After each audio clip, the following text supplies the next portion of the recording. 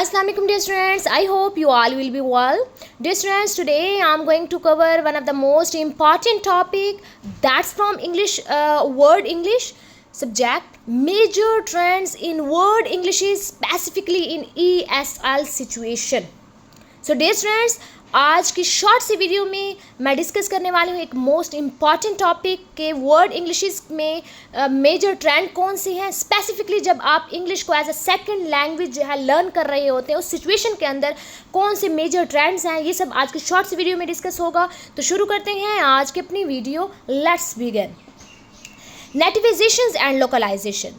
Okay, in ESL context English को आप local culture के अकॉर्डिंग फिट करने में मतलब फिट करने के अकॉर्डिंग लाइक जैसे कि लोकल कल्चर होता है, ट्रेडिशन है, कम्युनिकेटिव नीड्स हैं, उसके अकॉर्डिंग आप क्या कर रहे होते हैं, रिशेप कर रहे होते हैं, उसको फिट करने की कोशिश कर रहे होते हैं।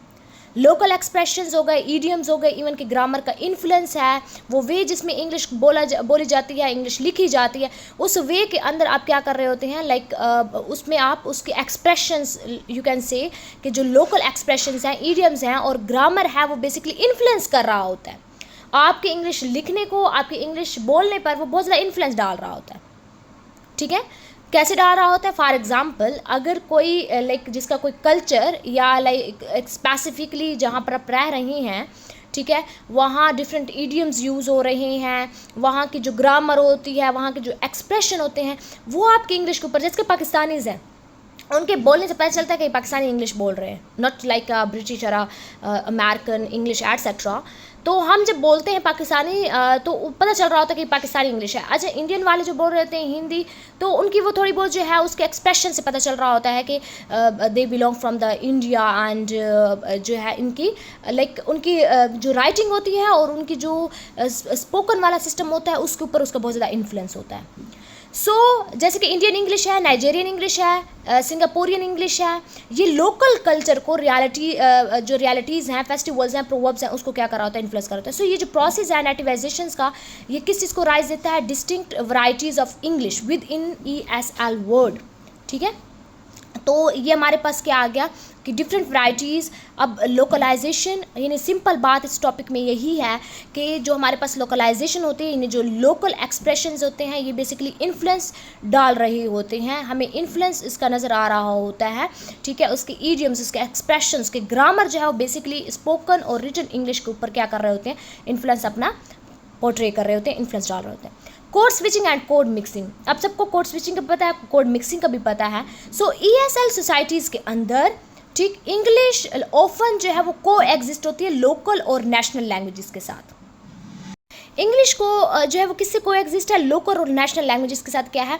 को एग्जिस्ट है। ये स्पीकर जो है वो कभी इंग्लिश बोलते हैं, इंग्लिश से फिर वो नेटिव लैंग्वेज की तरफ आ जाते हैं, वो उनके कंटेक्स्ट के ऊपर पर्पस और जो ऑडियंस होते हैं उसके अकॉर्डिंग जो है वो अपनी लैंग्वेज को स्विच कर रहे होते हैं। ठीक है, तो ये कोड स्विचिंग होती है कि आप लैंग्वेजेस को क्या करें, स्विच करें।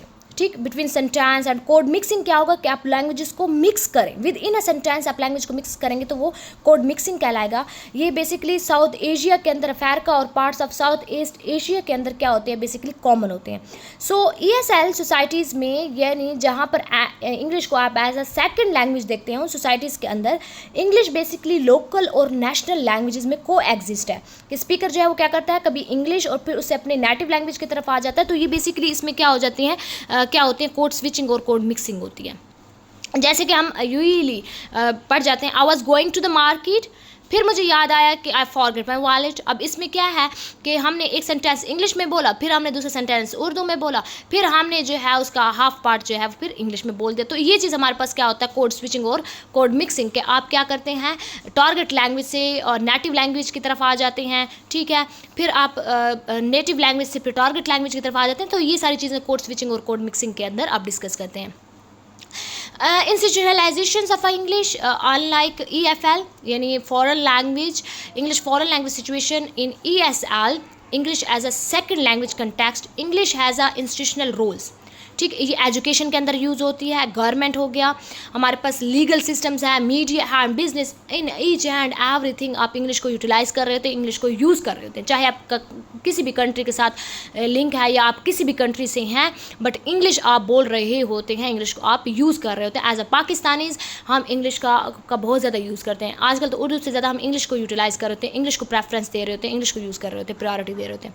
For example in countries like India, Pakistan, Nigeria and the Philippines, English functions as a co-official or associate official language alongside indigenous languages। तो इंग्लिश जो है वो बेसिकली क्या है, को ऑफिशियल का रोल प्ले कर रही है हमारे डिफरेंट कंट्रीज़ के अंदर, जैसे कि पाकिस्तान हो गया, फिलीपींस हो गया, नाइजीरिया हो गया। सो ये बेसिकली इंस्टीट्यूशनलाइजेशंस ऑफ इंग्लिश में आ जाएगा।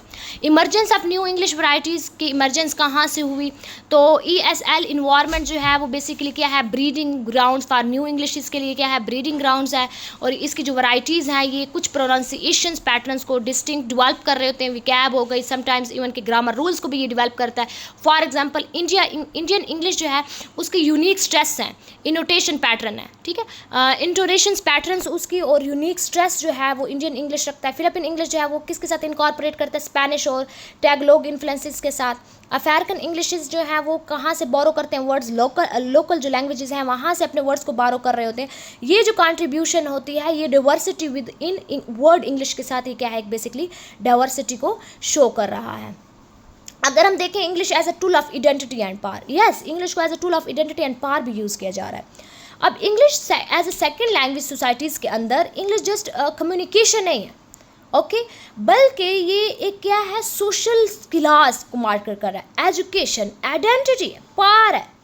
सो fluent in English often enjoys greater social mobility, ठीक, job opportunities and prestige. Yes in many countries जहाँ पर इंग्लिश को एज अ सेकेंड लैंग्वेज देखा जाता है वहाँ पर जॉब्स उन्हें ज़्यादा लाइक प्रायोरिटी दी जाती है उन लोगों की जिनकी प्रोनाउंसिएशन बहुत अच्छी है, इंग्लिश की कम्युनिकेशन बहुत अच्छी है, ठीक, जिनका फ्लुएंसी बहुत अच्छी होती है इंग्लिश में, सोशल मोबिलिटी और you can say job opportunities हो गई, तो उनको ज़्यादा जो है वो प्रेफरेंस दी जाती है। At the same time, there is a resistance with the movements promoting indigenous languages alongside English, यानी priority किस चीज़ का है। अगर for example if you are students of English literature और लैंग्वेज, अब BS मास्टर आपने इंग्लिश में किया या एमफिल इंग्लिश में कर रहे हैं, PhD इंग्लिश में, तो आप सबके आपसे एक्सपेक्टेशन ये होती है कि you should be fluent in English, your pronunciations very should be good.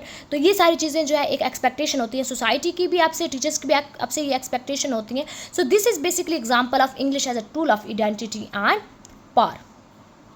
Okay, pedagogical shift in teaching ESL. Yes, the way English is taught in a ESL country has changed. Earlier British or American standards were strictly imposed. Now there is a recognition of a local models of English as a valid and legitimate. यानी पहले जो impose किया जाता था किस चीज़ को, American British language को जो है वो इम्पोज किया जाता था ना, कि आपने ब्रिटिश स्टैंडर्ड और अमेरिकन स्टैंडर्ड की इंग्लिश बोलनी है, बट नाउ यहाँ पर क्या है, लोकल मॉडल्स वगैरह भी चल जाते हैं, वैलिड होते हैं और लेजिटिमेट होते हैं। So English as a second language pedagogy जो है वो इंक्रीजिंगली एम्फोसाइज कर रही है communicative competence rather than strict native speaker imitations. यानी जस्ट आप उस पर एम्फोसाइज किसके ऊपर है, कम्युनिकेटिव कॉम्पिटेंस के ऊपर है कि आप कम्युनिकेट कैसे कर रहे हैं, ठीक, किसी नेटिव स्पीकर इमिटेशन के ऊपर स्ट्रिक्टनेस नहीं है, बल्कि कम्युनिकेटिव कॉम्पिटेंस के ऊपर क्या किया जाता है, एम्फोसाइज किया जाता है। So this is basically pedagogical shift. Last में हमारे पास जो है वो ग्लोबलाइजेशन एंड डिजिटल इन्फ्लुएंस आ जाता है। ग्लोबलाइजेशन जो विद ग्लोबलाइजेशन जो हमारे पास ESL है, यूज़र वो कंट्रीब्यूट कर रहे होते हैं ग्लोबल कम्युनिकेशंस के ऊपर, यानी English in technology, social media और बिजनेस में यू कैन से कि किस तरह कंट्रीब्यूट कर रहे हैं। ESL यूज़र जो होते हैं वो हैवली ग्लोबल कम्युनिकेशंस को यूज़ कर रहे होते हैं या कंट्रीब्यूट कर रहे होते हैं, ठीक। डिजिटल प्लेटफॉर्म्स वो ब्लड बाउंड्रीज हैं उसकी किसके दरमियान, native ESL and EFL user, giving rise to a more pluralistics and hybrid English, ठीक। सो ग्लोबलाइजेशन में आप देखें ESL जैसे कि English as a second language user जो होते हैं वो कंट्रीब्यूट कर रहे होते हैं ग्लोबल कम्युनिकेशंस में, किसके through, English in technology, social media and business. अगर हम डिजिटल प्लेटफॉर्म्स देखें वो बेसिकली ब्लर्ड बाउंड्रीज रखता है किसके दरमियान, native English as second language and English as foreign language users, वो बेसिकली एक प्लुरलिस्टिक और हाइब्रिड इंग्लिश को क्या कर रहा होता है, राइज कर रहा होता है. सो this is basically English trends in major trends in ESL, like English as a second language. So हमने क्या डिस्कस किया? We have discussed in today's lectures about some major trends कि ESL के अंदर कौन कौन से मेजर ट्रेंड्स हैं. तो हमने उसको लोकलाइजेशंस और यू कैन से कि हमने उसको नेटिवाइजेशंस पर देखा कि नेटिवाइजेशन एंड लोकलाइजेशंस में इंग्लिश को कैसे रिशेप किया जाता है. ठीक, फिर हमने कोड स्विचिंग और कोड मिक्सिंग देखी कि वो क्या होता है. फिर हमने इंस्टीट्यूशनलाइजेशंस ऑफ, यानी एक इंस्टीट्यूट में इंग्लिश को कैसे लिया जाता है, को ऑफिशियल पार्ट बन गया है, you can say. Emergence of new English varieties की इमर्जेंस कहाँ से हुई, हमने वो देखा कि न्यू इंग्लिश जो है उसकी वैराइटीज, इंग्लिश में भी वैराइटीज़ है ना, वैरायटी ऑफ लैंग्वेज. फिर हमने इंग्लिश को as a tool of identity and power देखा, पेडागोजिकल शिफ्ट देखा ESL में, टीचिंग ESL में. फिर हमने ग्लोबलाइजेशन एंड डिजिटल इन्फ्लुएंस देखा ESL यानी इसका. So dear students, I hope आप लोग को इस वीडियो से ये टॉपिक क्लियर हो गया होगा. फिर भी कोई कन्फ्यूजन हो तो आप कमेंट बॉक्स में ज़रूर पूछिएगा. I am here for removing your confusion. So take care of your self. अल्लाह हाफिज़.